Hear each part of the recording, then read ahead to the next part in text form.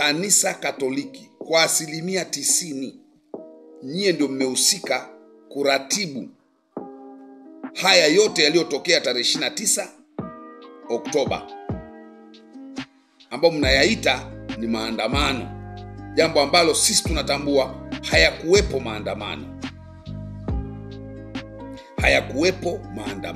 Kwa hiyo nyie mmehusika kuratibu, kuyatengeneza, kuyaweka sawa. Kwa hiyo yaliyotokea tarehe 29 mmehusika kwa 90%. Hiyo inayobaki 10 ndio ya wanasiasa, Chadema na nini. Lakini yote walikuwa wanafanya kwa maelekezo yenu. Imefika wakati tuseme ukweli bila hata kufichana.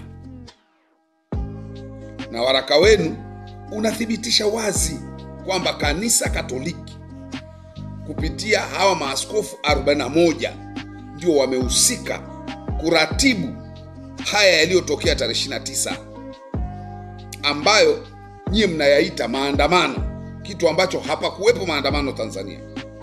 Na hakuna mtu aliyeratibu hayo maandamano mnayoyaita maandamano, isipokuwa mliratibu vurugu.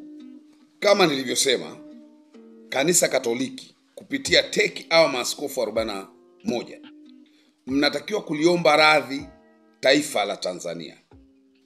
Taifa litawasamehe, Dr. Samia atasamehe, hata sisi wa Tanzania tutawasamehe. Lakini msipoomba radhi, na sasa Mungu ameshawaweka wazi, itakuwa mbaya sana.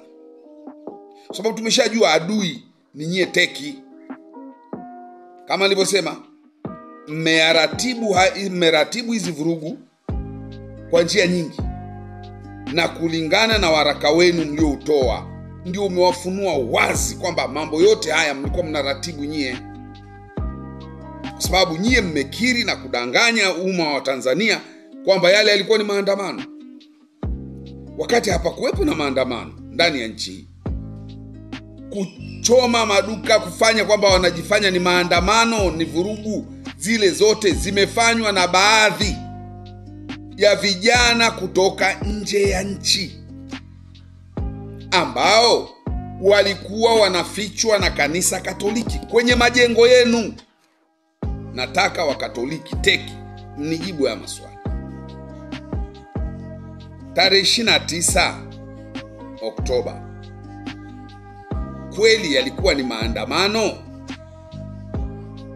Nyie kama maaskofu na wasomi ndani ya nchi hii, yale ya tarehe 29 Oktoba yalikuwa ni maandamano?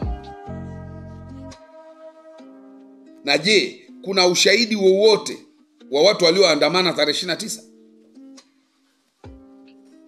Nje na zile picha za vurugu na nini, kuchoma vitu na nini, kuna ushahidi wowote kwamba kuna maandamano yaliyoandaliwa tarehe 29? Ni nani alikuwa ameomba kibali cha maandamano ya amani hata akanyimwa? Asitokeze tu aseme si tulikuwa tumetangaza maandamano tarehe 29 Oktoba, tutafanya maandamano, lakini tukanyimwa kibali, tukaamua kufanya kwa lazima.